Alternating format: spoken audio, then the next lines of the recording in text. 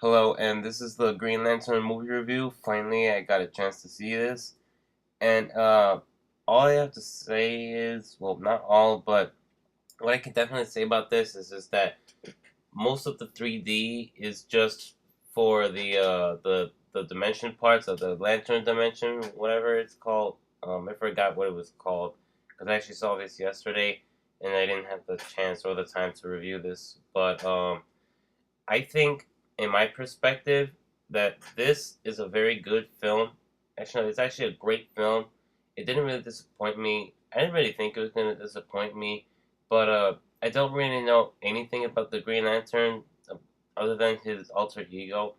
But um, this movie had lived up to its hype. So there's a lot of well, not a lot, but there are a few silly moments in this movie that can just just distract you from the story, even even from the even in the real world. But it's nothing too bad. It's just some quick it's just quick things that just catches you off guard. So basically, there's nothing wrong with this film. It doesn't leave you no step back. Uh, there are definitely some goods to this movie. There are a few downs to it. You might not think so, but you know, uh, in terms of story, I didn't really understand very good. Maybe because of the audio in the theater, maybe the sound quality really sucked or something. Because I went to some theater that somewhere in downtown, and you know the tickets was very expensive. Um, I don't think it should matter to call this movie 3D or because I check in certain websites that just say Green Lantern 3D.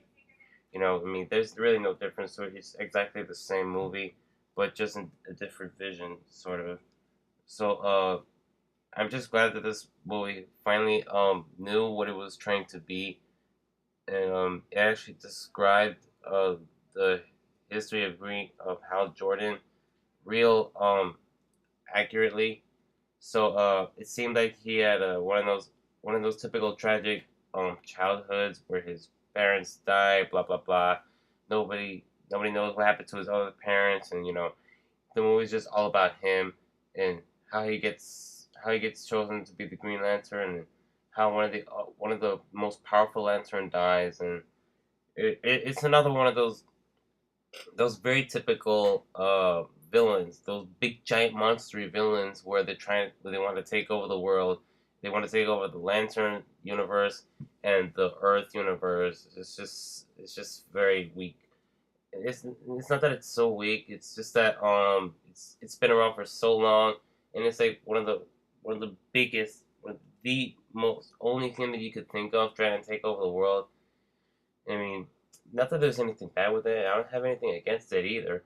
But it's just that the way that this one had it, it just what do you know? It didn't really blow my mind, but it actually excited me for some odd reason because I actually wanted to go see this because I actually love comic books. So uh,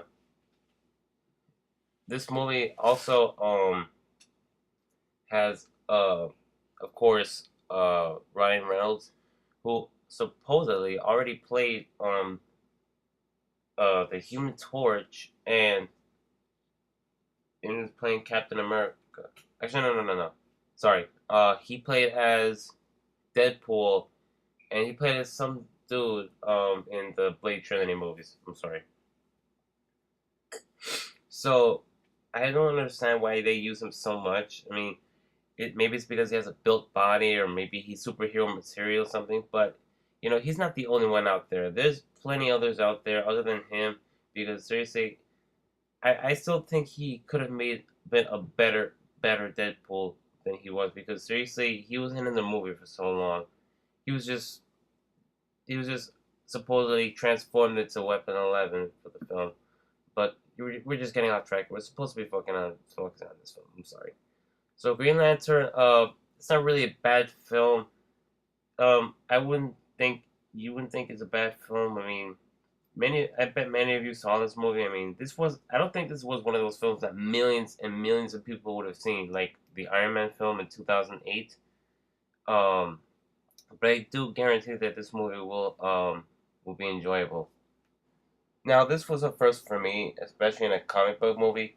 Okay, you see that green mask that he has? Seriously, how does that hide your face? Because some person in the movie actually knew that it was Hal Jordan. So that kind of actually surprised me how she actually figured it out.